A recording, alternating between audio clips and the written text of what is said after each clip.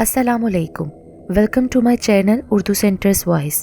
तमाम video updates के लिए उर्दू सेंटर्स वॉइस को सब्सक्राइब करके बेल नोटिफिकेशन को ऑन कर दें।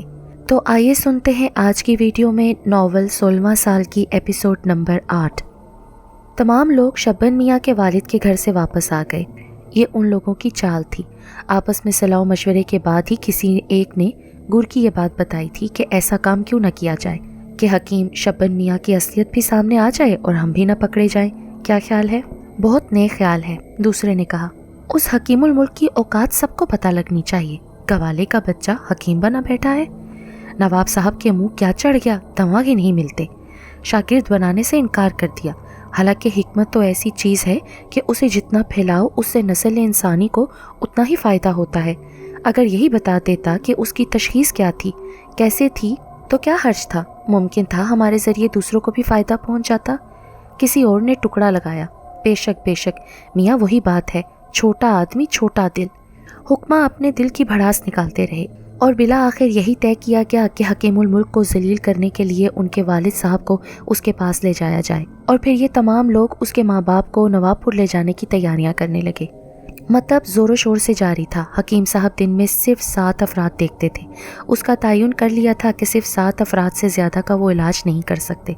लोगों ने इतराज़ किया तो नवाब साहब ने उस सिलसिले में मुदाखलत की। ठीक तो कहते हैं शब्बन मियाँ, हिकमत कोई मामूली चीज़ नहीं है। जहन व दिल खुलाना पड़ता है, खून जिगर होना पड़ता है, तब कहीं जाकर तशखीस मुकम्मल होती है। हकीम साहब अगर मरीज़ों की भीड़ लगाएंगे तो सही दवा ना दे सकेंगे। चुनाचे जैसा ये कह रहे हैं इससे इख्तलाफ नहीं करना चाहिए। और फिर यूं भी हकीम साहब शाही तबीब हैं, कोई ऐरे गैरे नहीं। ये उन पर फ़र्ज़ नहीं है कि हर शख्स का इलाज करें। जिसको अपना इलाज कराना है कराए, वरना अपने घर जा बैठे और वैदों और अताइयों से अपना इलाज कराए, दवा ले और जहन्नुम रसीद हो जाए। नवाब साहब की शह पाकर हकीम साहब और शेर हो गए। हकीकत यही थी कि अब उनके पास कोई कमी ना थी। जागीरों की आमदनी आना शुरू हो गई थी और बेगम साहिबा से संभाले नहीं संभल रही थी। गुड़िया को तो सोने में लाद दिया गया था। वो सबकी आंखों का तारा थी, लेकिन ये तारा अब आसमान पर भी चमकने लगा था। उसका हुस्न जमाल देखकर खुद नवाब साहब को हैरत हुई थी। नवाब साहब दिल ही दिल में सोचते थे कि हकीमजादी तो बड़ी पुरवकार बच्ची है। लगता ही नहीं कि इन दोनों की बच्ची है। ना बाप की शख्सियत में बांगपन था, ना माँ की शख्सियत में वो तमकनत जो उसे मिली थी, लेकिन ये सोच उसके दिल में ही थी। 1-2 बार बच्ची को देखा था और देखकर बड़े मसरूर हुए थे। हकीम साहब को मुबारकबाद भी दी थी और कहा था, हकीम साहब आपकी ये बच्ची तो किसी नवाब साहब की बच्ची मालूम होती है। शब्बन मियाँ मुस्कुराकर खामोश हो गए, लेकिन दिल ही दिल में वो उस बात से डरने लगे थे कि लीजिए अब इसके बारे में भी छानबीन शुरू हो गई। जहाँ तक अपनी ज़ात का ताल्लुक था तो वो खुद भी इस सिलसिले में उलझे हुए थे कि आखिर गुड़िया है कौन। लेकिन गुड़िया के ज़रिए उन्हें जो कुछ मिला था उसे देखते हुए उन्होंने ये छानबीन बंद कर दी थी। और फिर बज़ाहिर ऐसी उलझन भी सामने नहीं आई थी कि वो परेशान होते। लेकिन नवाब साहब के अंदाज ने हकीम साहब को खदशात से दो चार कर दिया। सोचते रहते और फिर दिल में ही फैसला किया कि नवाब साहब की दी हुई मर्रात से फ़ायदा उठाया जाए। चुनाचे एक शाम जब नवाब साहब ने उन्हें बतौर ख़ास चाय पर मतू किया, कुछ तिब्बी मशवरे भी करने थे, हकीम शब्बन मियाँ उनके सामने खुल गए। नवाब साहब ने खुद ही बच्ची के बारे में सवाल कर दिया। बस क्या अर्ज़ करूँ नवाब साहब, बच्ची वाकई मेरी नहीं है। लाख मनते मुरादे मानी, चिल्ला किशी की, जाने क्या क्या पापड़ बेले, मगर बेगम साहिबा बांझ ही रहीं और हम औलाद से महरूम ही रहे। अगर ये कहा जाए तो गलत ना होगा कि अल्लाह ताला ने हमें गैब से ये बच्ची दी है। बड़ी प्यारी बच्ची है, ना जाने किसकी है, नन्ही सी मिली थी जब से हमारे पास है। हकीम साहब ने यहाँ डंडी मारी। उन्होंने ये नहीं बताया कि बच्ची को मिले हुए ज़्यादा अरसा नहीं गुजरा। वो इतनी बड़ी थी, इस तरह ये शुबा हो सकता था कि हकीम साहब ने ज़बरदस्ती बच्ची को अपने साथ रखा हुआ है। ख्वामखा नवाब साहब को तशवीश होती। मियाँ बहर सूरत ये खुदा की देन है। कई बार ये ख्याल मेरे जहन में आया कि बच्ची आपकी मालूम नहीं होती। हाँ नवाब साहब, ये ख्याल एक फितरी अमल है, क्योंकि हम खुद को छुपाना जायज़ नहीं समझते। क्या मतलब? मकसद यही है कि बच्ची बिलाशुबा हमसे किसी बुलंद ख़ानदान की है। हमारा तो सिलसिला ज़रा कुछ मुख्तलिफ है। नहीं हकीम साहब, आप भी मुझे ख़ानदानी ही मालूम होते हैं। हाँ साहब, ख़ानदानी तो सभी होते हैं, ख्वाह नीची ज़ात के या ऊंची ज़ात के। हाँ बेशक हमारा भी एक ख़ानदान था, लेकिन आपको ये सुनकर ताजुब होगा कि वो गवालों का ख़ानदान था। क्या मतलब? जी हाँ, हम ज़ात के गवाले हैं। अरे हकीम साहब, अब इनकिसारी की ये इंतहा ना करें। नवाब साहब हंस पड़े। हजूर नवाब साहब खुद को छुपाना गाली के मुतरादिफ है। वाले साहब और दूसरा ख़ानदान अब तक खेती बाड़ी और दूध का काम ही करते थे। हमसे वो ना हुआ और नकल मकानी कर ली। अरसा गुजर गया अब तो वालिदैन को छोड़े हुए। बहर सूरत दूसरी बस्ती आए, वहाँ हकीम साहब किबला की ज़ियारत हो गई। शरीफुन नफ्स इंसान थे। वरसे में हमें वो सब कुछ दे गए जो उनके पास मौजूद था, जिसमें उनकी साहबजादी भी शामिल थी। साहबजादी नजीबुल तरफ़ैन है, लेकिन हम अपने आप को नहीं छुपाते। नवाब साहब गहरी सांस लेकर बोले, ये भी आपकी अज़मत है। सारे कारोबार इंसानी ज़रूरियात से ताल्लुक़ रखते हैं। अल्लाह ताला ने फरमाया है कि जो शख्स रिज़्क़ हलाल कमाता है वो काबिल एहतराम है। चुनाचे ये कोई ऐसी बात तो नहीं, ख़ानदान तो तख्लीक कर लिए गए हैं। बाकी हमारे मज़हब ने किसी भी काम को हमें ख़राब कहने की इजाज़त ना दी। बहर सूरत आज मैं आपकी अज़मत का और कायल हो गया। लोग ख़ुद को छुपाने के लिए न जाने क्या क्या जतन करते हैं, लेकिन आपने अपनी असलियत का इज़हार करके अपनी अज़मत का इज़हार किया है। बात बन गई थी। हकीम साहब बेहद मुतमईन थे। वो चीज़ जो उन्हें खौफजदा किए रखती थी अब उनके जहन के अंदर से निकल गई थी। नवाब साहब की मोहब्बत में तो कुछ और इजाफा हो गया था। दर हकीकत शब्बन मियाँ की शराफत के वो कायल हो गए थे। फिर एक दिन वो आ गया जिसके लिए अगर शब्बन मियाँ पहले से तैयारियाँ ना कर लेते तो उस वक्त उन्हें सख्त शर्मिंदगी उठानी पड़ती। शब्बन मियाँ के वालिद बुजुर्गवार माँ अपनी अहलिया के नवाबपुर पहुँच गए। तमाम हकीम हजरात उन्हें अली अहमद के सामने छोड़कर रूपोश हो गए। उन्होंने शब्बन मियाँ के वालिद साहब से दरख्वास्त की थी कि यहाँ लाने के सिलसिले में उनका हवाला कहीं न दिया जाए, और शब्बन मियाँ के वालिदैन ने उनसे वादा कर लिया था कि दीवान अली अहमद ने शब्बन मियाँ के वालिद और वालदा को जब देखा तो सवालिया निगाहों से उनकी जानिब देखने लगे। क्या बात है, कहाँ से तशरीफ़ लाए हैं आप लोग? लगता है कहीं बाहर से आ रहे हैं। सरकार, माई बाप, एक परेशानी हमें आपके कदमों में ले आई है, हमारी मुश्किल हल कर दें। हाँ हाँ फरमाइए, क्या बात है? सरकार, हमारा लोंडा भाग कर यहाँ आ गया है, हम उसकी तलाश में आए हैं। अच्छा अच्छा, कहाँ से भाग कर आया है? फिर शब्बन मियाँ के वालिद ने अपने गांव का पता बता दिया। ठीक है, कब भागा था आपका लड़का? हजूर कई साल हो गए मगर ससुरे का कोई पता ही नहीं चल सका। अब बड़ी मुश्किल से पता लगा है तो हम आपके पास आ गए हैं। क्या वो नवाबपुर में है? हाँ सरकार, यही सुना है। सुना है या देखा भी है? सरकार, सिर्फ सुना है, आज ही तो हम यहाँ आए हैं। अच्छा, आप लोग कहाँ ठहरे हुए हैं? हजूर, अभी कहीं नहीं ठहरे। मैं नवाब साहब की तरफ से आपके लिए क़याम का बंदोबस्त किए देता हूँ। मुझे अपने बेटे के बारे में बताइए ताकि उसे यहाँ तलाश करके आपके हवाले कर दिया जाए। क्या उम्र है उसकी? अब तो सरकार जवानी से भी गुजर गया होगा, कोई थोड़ा वक्त नहीं हुआ उसे घर से भागे हुए। क्या नाम है उसका? शब्बन, शब्बन गवाला। अच्छा अच्छा, मैं अपने आदमियों को उसकी तलाश पर मामूर कर देता हूँ। कुछ और मालूमात हो आपको उसके बारे में तो हमें बता दीजिए। जी सरकार, पता ये चला है कि वो यहाँ हकीम बन बैठा है। हकीम शब्बन मियाँ कहलाता है, बल्कि ये भी सुना है कि हकीमुल मुल्क कहलाने लगा है। शब्बन मियाँ के वालिद ने बताया और अली अहमद का मुँह हैरत से फैल गया। फिर उसके चेहरे पर गुस्से के आसार नजर आने लगे और उसने खूनख्वार निगाहों से शब्बन मियाँ के वालिद को देखा और बोला, क्या बकवास कर रहे हैं आप? जी जी सरकार। शब्बन मियाँ के वालिद तो खौफ से उछल पड़े। हकीमुल मुल्क की शान में गुस्ताखी कर रहे हो? क्या ससुरा वो वाकई यहाँ मौजूद है? मैं कहता हूँ अपनी ज़ुबान को लगाम दीजिए। आपको मालूम नहीं, हकीम शब्बन मियाँ शाही तबीब हैं और यहाँ इंतहाई काबिल एहतराम तसव्वुर किए जाते हैं। किसी के सामने अगर आपने उनके बारे में ऐसी बात कही तो वो आपकी शिकायत नवाब साहब तक पहुँचा देगा और फिर आपको सज़ा मिलेगी। सरकार, अगर यहाँ वाकई कोई हकीमुल मुल्क मौजूद है तो मेरा मतलब है हकीम शब्बन मियाँ तो वो मेरा बेटा है। आपने बताया है कि वो गवाले हैं। जी सरकार, वो भी ससुरा गवाला ही है। मैं नहीं मानता। अगर आप हकीम शब्बन मियाँ के बारे में कह रहे हैं, ज़रूर आपको कोई गलतफहमी हुई है। यकीनन दिमाग ख़राब हो गया है आपका। अच्छा ठहरिए, मैं कुछ और बंदोबस्त करता हूँ।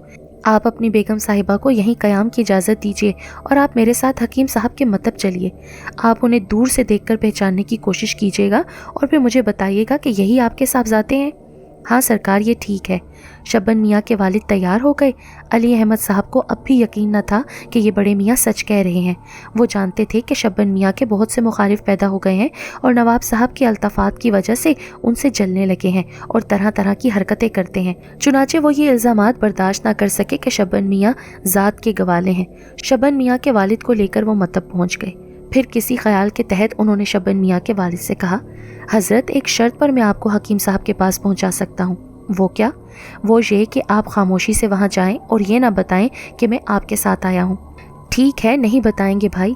وہ سامنے مطلب موجود ہے اور حکیم صاحب بھی وہاں موجود ہوں گے۔ علی احمد خود ایک ایسی جگہ پوشیدہ ہو گئے جہاں سے وہ ان پر نگاہ رکھ سکتے تھے۔ شبن میاں مطلب میں بیٹھے حقہ گڑگڑا رہے تھے۔ خمیرے کی خوشبو چاروں طرف پھیلی ہوئی تھی۔ مطلب میں اس وقت کوئی مریض نہیں تھا۔ شبن میاں کے والد صاحب نے جو بیٹے کے یہ ٹھاٹ باٹ دیکھے تو آنکھیں پھاڑ کر رہ گئے۔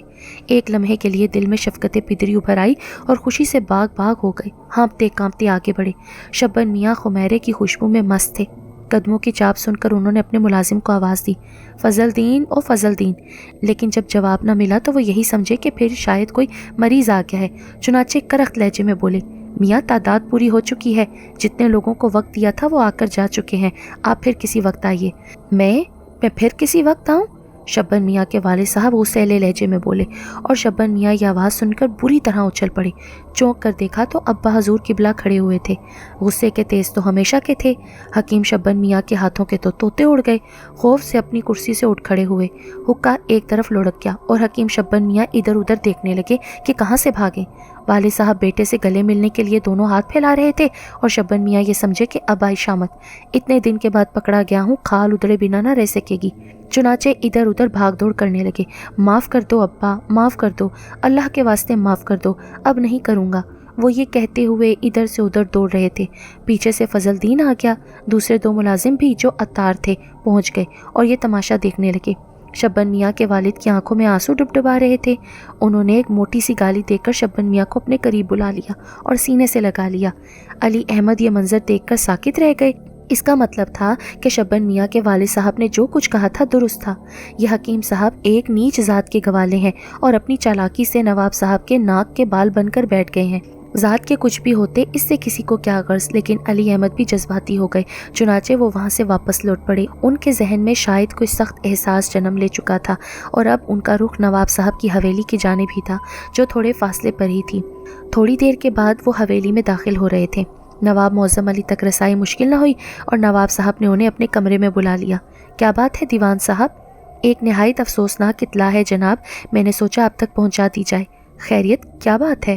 آج تک لوگ حکیم شبن میاں کے بارے میں بے شمار باتیں بتاتے رہے، لیکن میں جانتا تھا کہ یہ صرف ان کا ذہنی بخار ہے۔ لیکن مجھے ایک انوکھی بات معلوم ہوئی ہے جس نے مجھے مجبور کر دیا ہے کہ کم از کم حکیم صاحب کے بارے میں اتنی تفصیل آپ کو بتا ہی دوں۔ کیا بات معلوم ہوئی؟ حضور نواب صاحب، یہ حکیم شبن خاندانی حکیم نہیں ہے، بلکہ ایک چھوٹی سی بستی کے گوالے کے بیٹے ہیں جو طویل عرصے قبل گھر سے بھاگ گئے تھے۔ پھر انہوں نے ایک حکیم صاحب کے گھر پناہ لی، وہاں رہ کر انہوں نے حکیم صاحب کی خدمت کی اور ان کے داماد بن گئے۔ بس وہیں سے حکیم شبن میاں حکیم بنے اور اپنی ذات چھپا کر کہیں بڑی حیثیت اختیار کر گئے۔ حضور نواب صاحب، ذات پات کے مسائل ایسے ہوتے ہیں جو آگے چل کر بڑے تکلیف دہ ہو جاتے ہیں۔ کیا ہم ایک کم ذات پر بھروسہ کر سکتے ہیں؟ نواب صاحب پہلے تو ہلکی سی مسکراہٹ کے ساتھ یہ باتیں سن رہے تھے، لیکن علی احمد کی بات پر وہ سنجیدہ ہو گئے۔ علی احمد، آپ غلط فہمی میں ہیں۔ آپ ذات پات کا تعین کس بنیاد پر کرتے ہیں؟ ہمارے مذہب میں تو کوئی ذات پات نہیں، ہر پیشہ بشرطے وہ باعزت ہو اچھی چیز ہوتا ہے۔ گوالا دودھ دیتا ہے، آپ غور کریں، اگر وہ اپنا عمل نہ کرے تو آپ کتنی مشکلات سے دوچار ہو جائیں گے۔ اس کے علاوہ شاید آپ کو یہ بات سن کر خوشی ہوگی کہ حکیم صاحب مجھے یہ بات پہلے ہی بتا چکے ہیں اور اپنی حقیقت سے کسی کو آگاہ کر دینا ایک اچھے انسان کی نشانی ہے۔ چنانچہ آپ ان باتوں پر کان نہ دھریں، بلکہ مجھے تو یہ سن کر خوشی ہوئی ہے کہ حکیم صاحب کے والدین بھی یہاں پہنچ چکے ہیں۔ انہیں عزت و احترام کے ساتھ حکیم صاحب کے ساتھ رہنے کی اجازت دے دی جائے اور ان سے پوچھا جائے کہ ہم ان کی کیا خدمت کر سکتے ہیں۔ علی احمد صاحب کی گردن شرم سے جھک گئی۔ انہیں احساس ہو رہا تھا کہ یہ مسئلہ اتنا تو اہم نہیں تھا جتنا انہوں نے بنا لیا۔ حکیم صاحب کا اپنا ایک مقام تھا، خواہ ان کے والدین کچھ بھی ہوں۔ وہاں سے مطمئن ہو کر وہ مسکراتے ہوئے واپس چل پڑے۔ حکیم صاحب کے دشمن اس بات کی توقع کر رہے تھے کہ اب شبن میاں کی شامت آئے گی اور نواب معظم علی انہیں جھوٹ بولنے کے الزام میں سزا دیں گے، اور اگر نواب سزا دیں گے تو ظاہر ہے اس پر عمل درآمد ہوگا، بھلا کون روک سکتا ہے۔ لیکن پھر انہوں نے دیکھا کہ شبن میاں کے تو وہی وارے نیارے تھے اور کوئی ایسی بات نہیں ہوئی جس سے پتہ چلے کہ شبن میاں کے اعزاز اور احترام میں کوئی فرق آیا ہے۔ کافی دن تک وہ انتظار کرتے رہے، لیکن نواب صاحب کے ساتھ بھی شبن میاں کا وہی رویہ تھا اور ایسا ہی نواب صاحب کا ان کے ساتھ۔ چنانچہ بد دل اور مایوس ہو گئے اور وقت کو کوستے ہوئے وہاں سے چل پڑے۔ بیکار ہے یہاں رکنا، یہ تو بس ایسے ہی کمی کمینوں کا دور ہے، بھلا شرفا کی کیا عزت رہ گئی ہے اس دور میں؟ دودھ بیچنے والے ہی اس دور میں عزت پا رہے ہیں، ہمارا کیا؟ यूं वक्त गुजरता रहा। शब्बन मियाँ के दूसरे बहन भाई भी वहाँ पहुँच गए और चूंकि नवाब साहब खुद उनके पुश्तपनाह थे, फिर भला उन्हें क्या मुश्किल होती। एक से एक अच्छी ज़िंदगी गुजारने लगा और वक्त आहिस्ता आहिस्ता आगे बढ़ने लगा।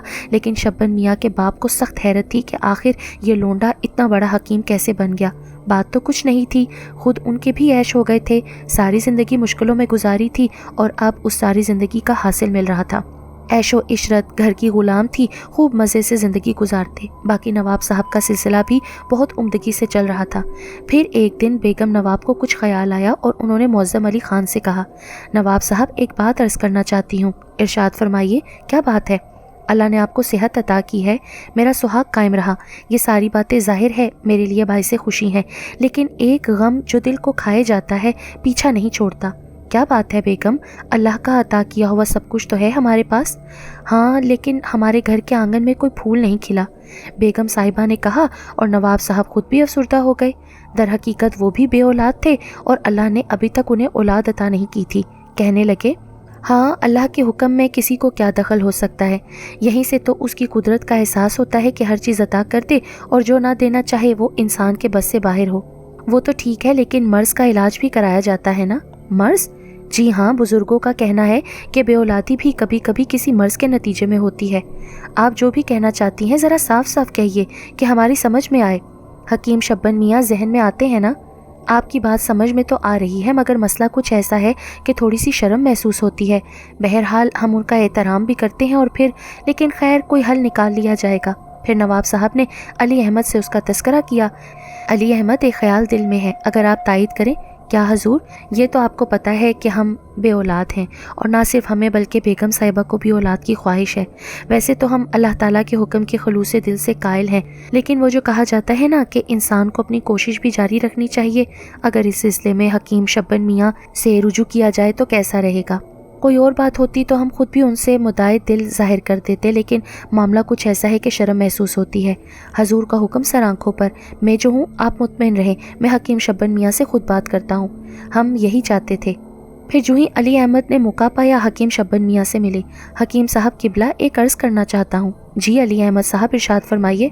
एक बहुत ही अहम मसला है, राजदारी शर्त है। कहने की ज़रूरत नहीं, आप बेतुकान फरमाइएगा। वो असल में इस बात का तो आपको इल्म है कि नवाब मौज़िम बे औलाद है। जी हाँ, वाकई ऐसा तो है, और कहा जाता है कि हिकमत में हर शय का इलाज मौजूद है। शब्बन मियाँ फिर घबराने लगे। असल बात वही थी, खुद तो बेचारे कुछ जानते नहीं थे, बस गुड़िया के सहारे कारोबारी ज़िंदगी चल रहा था। हर लम्हे इस खौफ का शिकार रहते थे कि कहीं कोई गड़बड़ ना हो जाए। अल्लाह ने इज़्ज़त अता की थी, कुछ से कुछ बन गए थे, लेकिन बस ज़रिया भी अलग ही बनाया था।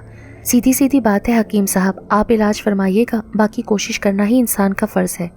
वैसे तो हम ज़रूर कोशिश करेंगे किबला अली अहमद साहब, लेकिन इतना आप भी जानते हैं कि हम खुद भी बे औलाद हैं और हमारी बेगम दुलारी बांझ हैं। अगर इतना मुकम्मल इलाज मुमकिन होता तो हम अपना करना लेते। देखिए, मैं कोशिश की बात कर रहा हूँ, आप कोशिश तो करें। ज़रूर, हम इस सिलसिले में कोशिश करके आपको इत्तला दे देंगे। वैसे तो हर मर्ज़ का इलाज गुड़िया बता दिया करती थी और हकीम साहब की जड़ी बूटियों की शीशियों से हर तरह के इस्तेफ़ादे हासिल होते थे, लेकिन ये मामला ऐसा था कि उस मासूम सी बच्ची से कुछ कहा भी नहीं जा सकता था। हाँ, अगर वो खुद ही कुछ कह दे तो ठीक है। समझ में नहीं आया कि इस सिलसिले में उससे क्या बात करें। फिर एक दिन मजबूर होकर गुड़िया के सामने पहुँच ही गए। गुड़िया बेटे, हकीम साहब को तुमने हकीम साहब बनाया है और हर मर्ज़ का इलाज बताती रहती हो। ज़रा ये तो बताओ कि नवाब साहब की तकदीर में औलाद है कि नहीं, या ऐसी कोई दवा जो उनके लिए करामत हो। गुड़िया पथराई हुई खामोश बैठी रही। बेटी, कोई तो जवाब देना होगा ना उन्हें। लेकिन गुड़िया ने कोई जवाब नहीं दिया। हकीम साहब ने हर तरह के जतन कर लिए, लेकिन इस सिलसिले में कोई जवाब उन्हें नहीं मिल सकता था। मायूस हो गए। बहुत बार ये कोशिश की, लेकिन गुड़िया का चेहरा सपाट ही रहा। अपनी मर्ज़ी से बोलती थी, कुछ कहना हुआ तो कहा, वरना खामोश रही। तन्हाइयों में उसकी आवाज़ें सुनाई देती थीं, लेकिन इस सिलसिले में भी तन्हाई में कोई आवाज़ न उभरी तो हकीम साहब मायूस हो गए। और फिर अली अहमद साहब ने जब उनसे सवाल किया तो हकीम साहब ने माजूरी जाहिर करते हुए कहा, नहीं किबला, हम ऐसी कोई दवा दरियाफ्त नहीं कर सके। एक बात कहूँ शब्बन मियाँ, ये नवाब साहब की ख्वाहिश है, अल्लाह ताला से हम दुआ ही कर सकते हैं, दवा हमारे पास कोई नहीं है। हकीम साहब ने साफ साफ कह दिया और अली अहमद ने नहायत मायूसी से ये बात नवाब मौज़म अली को बताई और नवाब मौज़म अली ने बेगम साहिबा को। बेगम साहिबा मायूसी से खामोश हो गई, लेकिन अली अहमद साहब को इस बात पर गुस्सा आया। हकीम साहब को कोशिश तो करनी चाहिए थी। सब कुछ तो देते रहते हैं उन्हें, और उन्होंने टका सा जवाब दे दिया। कुछ नापसंद आई थी ये बात। फिर एक दिन अली अहमद घोड़े पर सवार एक वीरान से इलाके से गुजर रहे थे।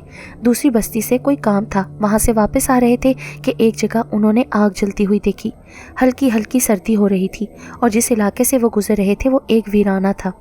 अली अहमद साहब को ये एहसास पैदा हुआ कि वीराने में किसने आग रोशन कर रखी है। यहाँ तो दूर दूर तक पथरीली चट्टानें बिखरी हुई थी और किसी इंसान का ऐसी जगह क़याम करना मुमकिन नहीं था। फिर ये आग कैसी है? तजस्सुस ने सर उभारा तो घोड़े का रुख उस जानिब कर दिया और फिर डूबती शाम और उभरती रात में उन्होंने अलाव के गिर्द 2 आदमियों को बैठे हुए देखा। ये गालिबन साधु थे। उनके लिबास से यही अंदाज़ा होता था।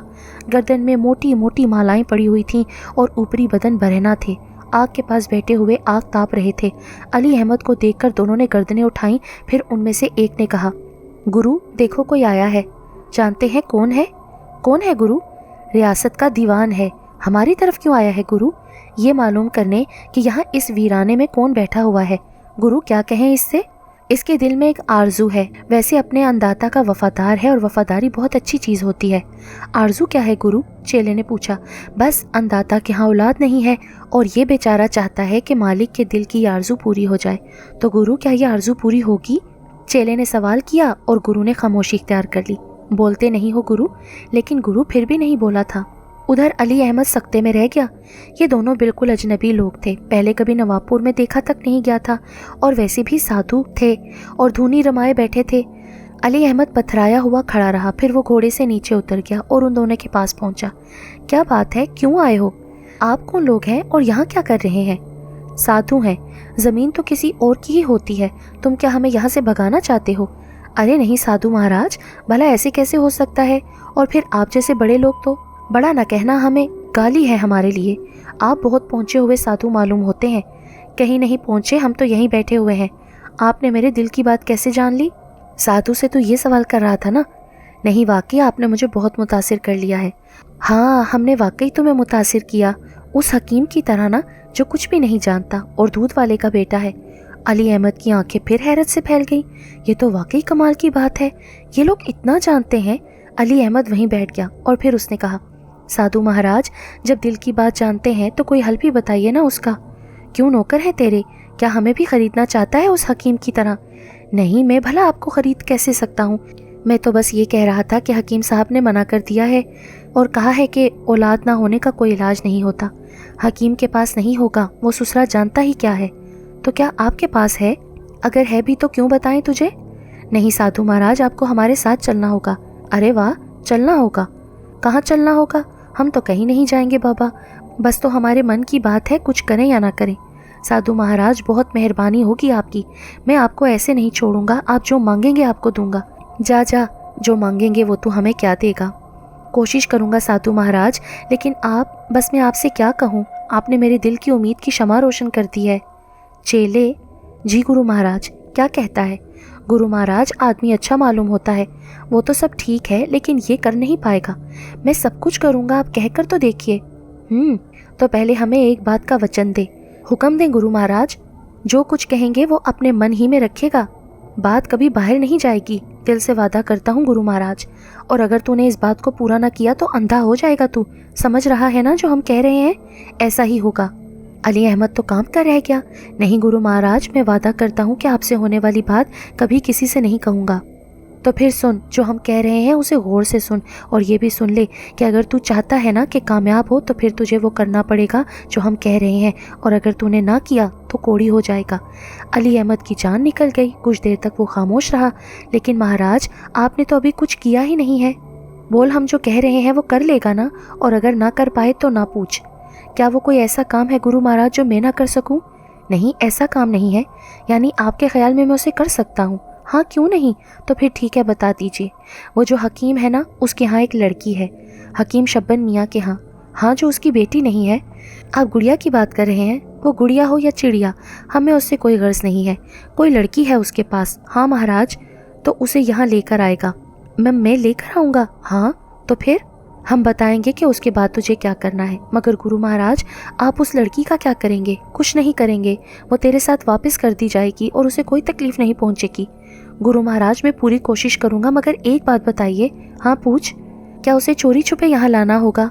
अरे ये तू जाने तेरा काम, लेकिन सबको बता कर तू भला उसे यहाँ कैसे ला सकेगा? कौन कहेगा तू उसे ले जा? वो तो ठीक है, लेकिन अगर मैं किसी की मदद लूँ तो? वो तेरा काम है, हमारा नहीं, गुरु महाराज ने कहा। और अली अहमद सोचता रहा, फिर बोला, और आप मुझे यहीं मिलेंगे महाराज? हाँ, और उसके लिए कोई वक्त मुकर्रर नहीं है, यानी हो सकता है मुझे उसे यहाँ लाने में देर हो जाए। उसकी चिंता ना कर तू। ठीक है महाराज, लेकिन आप मुझे यहीं मिलें, वरना मेरा हाल ख़राब हो जाएगा। जब तक तू दोबारा आकर हमें ये नहीं बता देगा कि तू कामयाब हुआ कि नहीं, हम तेरा इंतज़ार करेंगे और तुझे ये बात बतानी होगी। हाँ, इसका मैं वादा करता हूँ, कामयाब होने की पूरी कोशिश करूँगा, लेकिन अगर नाकामी भी हुई तो आपको बता दूँगा इस बारे में। ठीक है, तो फिर मुझे इजाज़त? जा, अगर मालिक का इतना ही वफादार है तो हम भी तेरी मदद करने के लिए पूरी तरह आमादा हैं। अली अहमद घोड़े पर सवार होकर वहाँ से चल पड़ा, लेकिन उसके होश उड़े जा रहे थे। इस बात से तो कोई शक व शुबा नहीं रहा था कि ये साधु बहरहाल थे काम के लोग, लेकिन बाकी जो काम करना था उसके लिए खासी मुश्किलात का सामना करना पड़ेगा। मगर पता नहीं ये लोग क्या करेंगे उस बच्ची का। बच्ची बेहद खूबसूरत थी, बहुत ही प्यारी, और वो लोग सब ही उसे पसंद करते थे। लेकिन बहरहाल अगर नवाब मौज़म अली का ये काम हो जाए तो इससे अच्छी बात क्या होगी। उसने आखिरी फैसला कर लिया। अली अहमद की रातों की नींद हराम हो गई थी, कोई बात समझ में नहीं आ रही थी। ये एहसास तो ज़रूर था कि साधुओं ने उस बच्ची को बिला वजह ही अपने पास बुलाया होगा, बेचारी को कहीं नुकसान न पहुंच जाए। वैसे वो बाकमाल साधु थे। अब सवाल ये पैदा होता था कि बच्ची को कैसे वहाँ ले जाया जाए। हकीम शब्बन से अगर जिक्र भी कर लेगा तो बात बिगड़ जाएगी। हकीम शब्बन कभी उसके लिए तैयार नहीं होगा। अली अहमद ने खुद भी देखा था कि वो बच्ची को किस तरह चाहते हैं और प्यार करते हैं, तो फिर क्या तरीका इख्तियार किया जाए। रात भर सोचता रहा, फिर जहन में एक तदबीर आई और उसने दिल में एक फ़ैसला कर लिया कि इस कोशिश को आजमा कर देखिएगा। हकीम शब्बन मियाँ की हकीकत तो सामने आ ही चुकी थी। वालिद बुजुर्गवार भी कई बार अली अहमद के इल्म में आ चुके थे और उनकी शख्सियत का भी अंदाज़ा हो गया था। उस वक्त वही एक ही शख्सियत थी जो अली अहमद के लिए कारामत हो सकती थी। चुनाचे उसने दूसरे दिन शब्बन मियाँ के बाप पर नज़र रखी और उस वक्त वो अपने घर के दरवाजे से टहलते हुए बाहर निकले थे कि थोड़े फासले पर अली अहमद ने उन्हें जा लिया और आवाज़ दी, खां साहब कहाँ जा रहे हैं? रुकिए ज़रा बात सुनिए। और खां साहब रुक गए। अली अहमद बहुत बड़ी शख्सियत का मालिक था। खां साहब को अभी सारी बात मालूम हो चुकी थी। चुनाचे खां साहब ने झुककर सलाम किया। कहाँ चल दिए खां साहब? बस ऐसे ही चलकदमी के लिए निकला था। आपसे एक काम था, ज़रा आइए। जी हजूर फरमाइए। मुझे महल में बुला लिया होता, हम तो खादिम हैं आपके। नहीं, कोई बात नहीं है, आप बुजुर्ग हैं खां साहब। कई दिन से सोच रहा था आपसे मुलाकात करने के लिए। चले बाग में चलते हैं, बैठिए। खां साहब, सरसब्ज घास पर बैठना सेहत के लिए मुफीद होता है। जी हाँ, मैं अक्सर इधर निकल आता हूँ। खां साहब, आपसे एक सवाल पूछना था। जी फरमाइए। क्या आपको ये अच्छा लगता है कि लोग आपके बारे में तरह तरह की बातें करें? मेरे बारे में? जी हाँ। हजूर समझा नहीं, मतलब ये कि लोग ये कहें कि खां साहब के पास पाई पल्ले कुछ भी नहीं है, बस शब्बन मियाँ पर पड़े हुए हैं सारे बीवी बच्चों के साथ। जी, पर वो मेरा बेटा है, मेरी औलाद है। पर आप लोगों की ज़ुबान तो बंद नहीं कर सकते ना। लोग कहते हैं कि खां साहब अभी अच्छे खासे हाथ पाँव रखते हैं, खुद भी अगर कुछ करना चाहें तो कर सकते हैं। इस तरह तो हाथ पाँव छोड़कर तो बैठना नहीं चाहिए। मगर शब्बन मियाँ ने तो ऐसा कभी नहीं कहा। हाँ, हकीम साहब की ज़ुबानी तो कभी ऐसा नहीं सुना, लेकिन मैं आपकी बेहद इज़्ज़त करता हूँ, आपसे कहना ज़रूरी समझता हूँ। अगर आप बुरा ना माने तो मैं इस सिलसिले में आपकी मदद कर सकता हूँ। कैसी मदद दीवान साहब? फिर अली अहमद ने जेब से कुछ नोटों की गड्डियाँ निकाली और उन्हें खां साहब के सामने रखते हुए बोला, आप चाहें तो ये रकम कमा सकते हैं। मगर क्यों? मुझे कोई काम करना होगा क्या? जी, काम करना होगा। अगर ऐसी बात है तो मैं खुद अपने पैरों पर खड़े होना पसंद करूँगा। आप बताइए मुझे क्या काम करना है? सोच लीजिए खां साहब, आप शक व शुबे का शिकार हो सकते हैं, लेकिन मैं एक बात आपको बता दूँ कि जो काम आपके सुपुर्द करने वाला हूँ उससे ना तो आपको कोई नुकसान पहुँचेगा और ना किसी और को। तो फिर इससे अच्छी क्या बात हो सकती है? और फिर आप मुझसे और कोई सवाल नहीं करेंगे, ये नहीं पूछेंगे कि मैं ऐसा क्यों चाहता हूँ।